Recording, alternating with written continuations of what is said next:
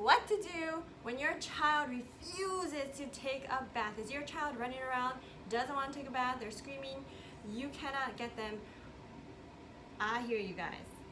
I have a lot of parents that I work with as an occupational therapist who experience this, and it's a stressful time for them, it's a stressful time for their kid. So I am making this video in hopes that it can help some other parents.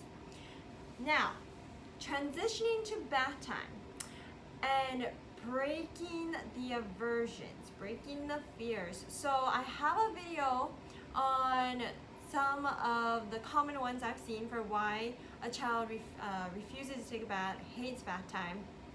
And I'll put that video in the description link.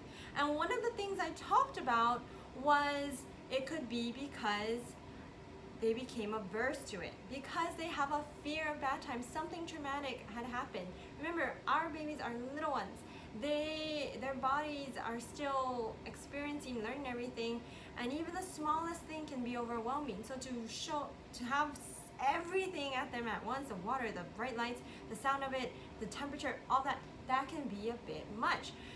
And even the way that it's shown to them. So we are gonna go into how you can ease them back into being okay with the bath time.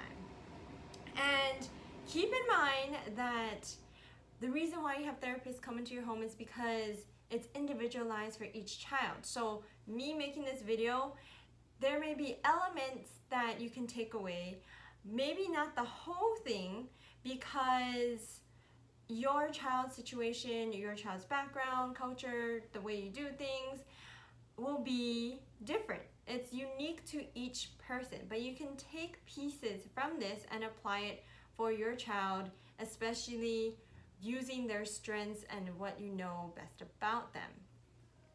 So, we've got a lot to cover, guys. You ready for this? Oh, wait, before we start, make sure that you like and subscribe before we get started, right? And utilize that comment section, because as we go through stuff, there will be things that you may resonate with, or you may be like, that doesn't work so well for my child, you can try this. So share ideas. Nothing is cut in stone, nothing is black and white. Everything is like an art, where every experience, again, is different. So put in the comment section what works for you and what may work for other people. All right, so big thing to know that every step is a milestone, even the smallest of things. Even if the child, if the child refuses to even go to the bathroom, they run away from the bathroom, they want nothing to do with it. If they take a look in the bathroom, that's a huge milestone, because they're curious about it. It's a place that was traumatizing for them before, but then look, they're looking inside like, what's going on? Those are even milestones. Those are things to reward. And maybe they hang out next to the bathroom. Maybe they're just like playing with the toys next to the bathroom. Perfect! We are getting closer and closer. So I'm sharing all of this because we're going to go through all of this, and I want you to remember that every tiny thing is so important, because this is showing progress. Now, know that there may be regression in a sense, where they might feel like, no, the next day they don't want to go anywhere near it. That's normal, that's okay. And a huge milestone that we'll get to, if your child, again, this is especially for children who don't like to be near the bathroom at all because they know the water's there, getting them to join you in the bathroom to do anything, that's a huge, huge step. And that's where we want your kiddo to get to. So number 1 is start very gently. You can open the door whenever you are in it so that they can observe and they can run away, whatever they choose. They can do their own thing, but just open the door when you're in the bathroom and do your things, because they know, oh, well, they're in the bathroom, it's safe for them, okay. And let them come in on their own terms. So if they come in the bathroom with you and you lock the door on them, well, that's a no-no. You don't want to do that because you want them to know that they can leave at their own ease, that it's a safe place. They can go in and out as they please. They can make their own decisions. And 2, spend a lot of time in the bathroom if you can, because your child naturally usually wants to be near you, and that's the case for most of the time with my or not most of the time, pretty much all the time for my parents, that their parent is the one that they trust. That is their comfort. When they cry, they want to go to the parent most of the time, right? And so they will be wanting to be near the parent.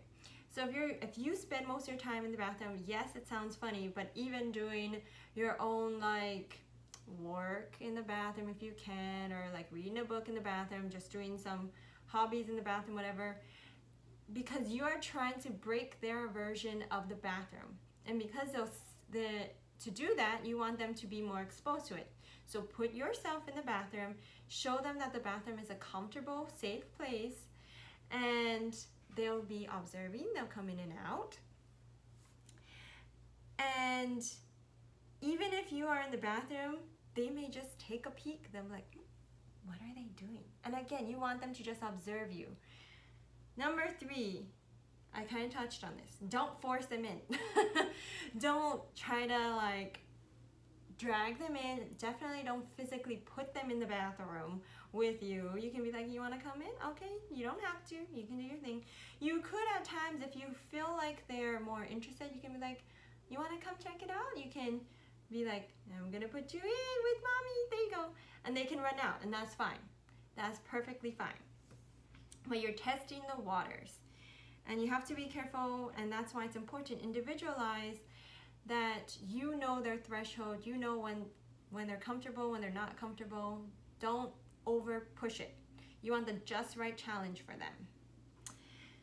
And so, again, like I said, don't grab them or don't do anything that's sudden for them, like closing the door with you and them in it if they just came in.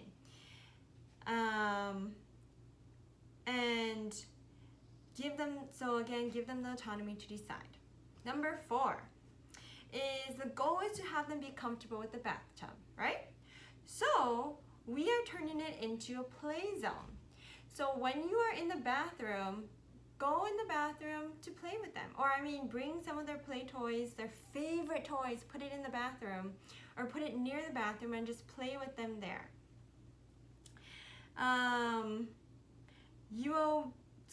Yes, you will play with them even if your child doesn't. You're gonna play with those toys that are their favorite toys, even if they don't. That's perfectly fine. Just play with the toys, and again, they can be watching. Give them the autonomy, the decision to decide whether or not they want to play with you, or if they just want to observe, or if they just want to do their own thing. Even if they are away from you and you think like, well, this is pointless, they're not even here. They know you're away and they know that you're somewhere. Likely they know you're in the bathroom. And especially if they saw you in the bathroom, they run away and they never come back, they still know you're in the bathroom. They're eventually going to be curious and want to come in. Either way, they still know they're in the bathroom. I don't want to go there, but I know they're in the bathroom.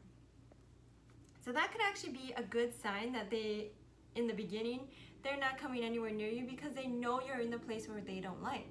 But the fact that they know you're in there is great because they know, well, my safe place, which is my parent, is in there, the place that I'm not safe with. And they'll eventually think like, why are they in there? And they'll come visit eventually. So again, have patience, guys. It's hard, but it's so worth it in the end. And let's see. So they can be looking in the direction of what is called, yes, the bathroom, the danger zone. In their mind, it's called the danger zone because it makes their body feel very tense, feel very like their heart beating fast. They feel like they need to run away. That creates it as a danger zone for them. So they don't know it, but their body knows it.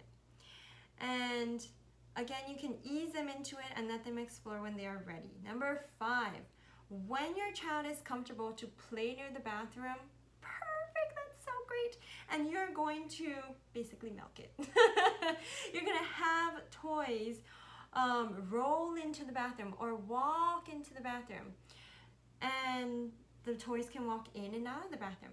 So that's a huge milestone. If your child is playing near the bathroom, and again, to get them to play near the bathroom, you can play in the bathroom or you can just play with them near the bathroom, closer and closer. It can be like 5 feet away from the bathroom, but you're easing them into playing near the bathroom. And if you can have toys roll along, and you can roll it near the bathroom and then roll it into the bathroom and then quickly out, the child's like, oh, okay. Because the child's seeing that there's some sort of interaction with the bathroom, which is great. And this will keep building your child's curiosity of that place, and eventually in their mind chip away that this is a brick wall. This is a place that you shouldn't go to. It's chipping away that, this place is okay. My favorite place, which is my parents, are going in. My favorite toys are going in. Okay. And then number 6, make sure you play as loud and happy as you can to get their attention and keep their interest. And sometimes you can even have lights, colorful lights, coming in and out from the bathroom. And that could be getting their attention. They're far away, but you get their attention because there's these colorful lights coming out and they're like, oh. And especially if they like it, make sure they like these lights, guys. Don't just be putting in things that will make them go bonkers and hate the bathroom more. Remember, you're playing on their strengths. Now, if they love lights, perfect. Colorful lights coming in and out from the bathroom. Like, what is that? Curious, huh? Because again, the goal is to get the child comfortable with the bathroom and eventually get them comfortable with being in the bathtub. And you can also, when they reach the milestones of coming and joining you or even coming near the bathroom, be loud and proud and hug them and smile and give them the love that they love from you. You know your child best. Whatever is really something that motivates them or makes them feel like, oh, I did good. Do that. Show them. Give them that praise. Give them that reward. Make sure you make it a huge celebration for them because they know like, oh, I did something good. And they will just keep running back for more. Number 7, the last thing is once they are comfortable playing in the bathroom, then you can have some water in the bathtub and some toys, and maybe your child is just fine. They're like, okay, I can play in the bathtub. Or maybe they still need to be eased into going into the danger zone, which is the water, the bubbles, the scrubbing, right? Well, you can have some water in the bathtub and toys around the tub so they can look at it. You can have a kid-friendly stool so that they can come look over at the bathtub versus you having to carry them over because, again, you're physically moving them and you don't want them to associate you grabbing them and putting them in the shower or to bring up that memory of how you would grab them and put them in the bathtub or shower. We don't want to reignite those fears or triggers. And so let them watch from the sidelines or play with the toys from the tub with them sitting in the bathroom. So they can just sit in the bathroom and play with the toys, and eventually they will get there, guys. Well, I've had many sessions where I'm just playing in the bathtub by myself and the child's curious. And then when they become curious, I close the covers on them and they're like, hey, what's going on? Because they want to know. It's like, especially if they like peekaboo, they want to know like, hey, something good is happening there. I hear there's so much fun. I would be shouting, oh my gosh, having fun, splashing the water. And they're like, oh, something good's happening in there. There's the lights. There's so much activity. And then you close them out on it and they're like, what? Hey, I want to be part of it. Then you open it, give them a peek, and they're like, ooh. Then you close it again because that's forcing them to really, really be interested and want to take a look in. Their bodies are just so motivated to take a look. And then you could even have them sit on the toilet and watch from bird eye view of what's going on in there.